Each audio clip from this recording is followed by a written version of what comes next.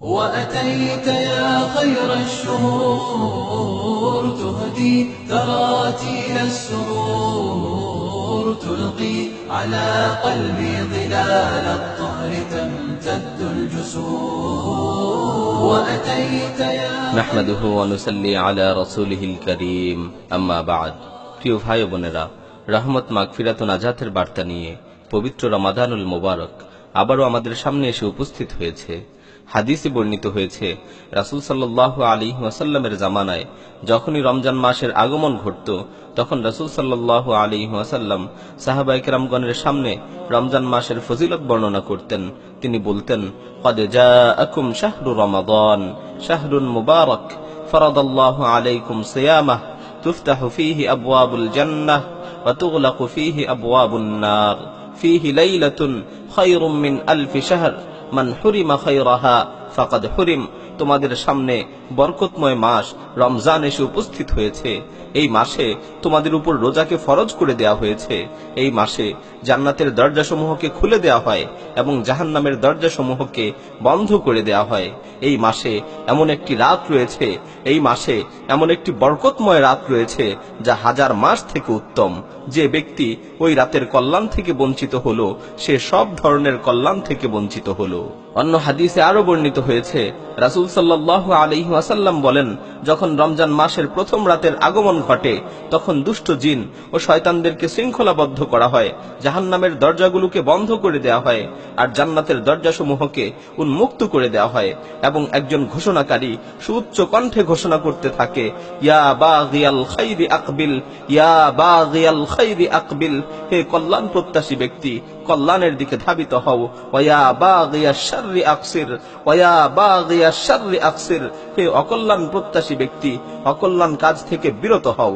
প্রিয় ভাই ও বোনেরা, আমিও সেই ঘোষণাকারীর কণ্ঠে কণ্ঠ মিলিয়ে তোমাদের সামনে চিৎকার করে বলছি, ইয়া বাগিয়াল খাইরি আকবিল ওয়া বাগিয়াশ শাররি আকসির, হে নেককার লোকেরা, তোমরা নেক কাজের দিকে অগ্রসর হও, হে পাপিষ্ঠ ব্যক্তিরা, তোমরা পাপাচার থেকে বিরত হও।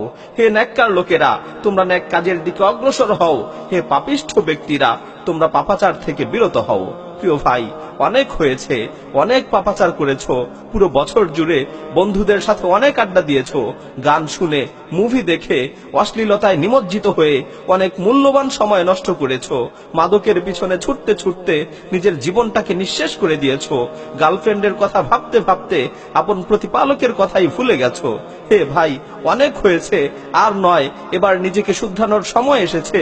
পবিত্র রমাদানুল মোবারক তোমার দরজায় এসে কড়া নাড়ছে, আর ঘুমিয়ে থেকো না, এবার জাগ্রত হও, রমজানকে স্বাগত জানাও। বাসার টিভিগুলোকে বন্ধ করে দাও, মাদক ও নেশা জাতীয় দ্রব্যকে চিরতরে বিদায় জানাও। এখানে সেখানে বন্ধুদের সাথে আড্ডা না দিয়ে সবাইকে সাথে নিয়ে মসজিদে ছুটে যাও, তোমার রবের সামনে সেজদা অবনত হও। প্রিয় ভাই ও বোন, রমজান এসেছে তোমাকে শুধরে দিতে, রমজান এসেছে তোমাকে পুত পবিত্র করতে, রমজান এসেছে তোমাকে মুত্তাকি বানাতে। সুতরাং এই রমজান মাসে একনিষ্ঠতার সাথে রোজা রাখো, বেশি বেশি করে নামাজ আদায় করো, বেশি বেশি করে দান সাদাকা করো, অধিক পরিমাণে কোরআন তেলাওয়াত করো, কোরআনকে বোঝার চেষ্টা করো, আল্লাহকে স্মরণ করে নিজের অন্তরকে পরিতৃপ্ত করো। রমজানের শেষ দশকের বেজর রাত্রগুলোতে সবে কদর তালাশ করো, ওই রাত্রগুলোতে বেশি বেশি করে ইবাদত করো, কেননা আল্লাহ তাআলা ওই রাতের ব্যাপারে বলেছেন, লাইলাতুল কদরি খায়রুম মিন আলফি শাহর। লাইলাতুল কদর হচ্ছে এমন এক বরকতময় রাত্র যা হাজার মাসের চেয়ে উত্তম।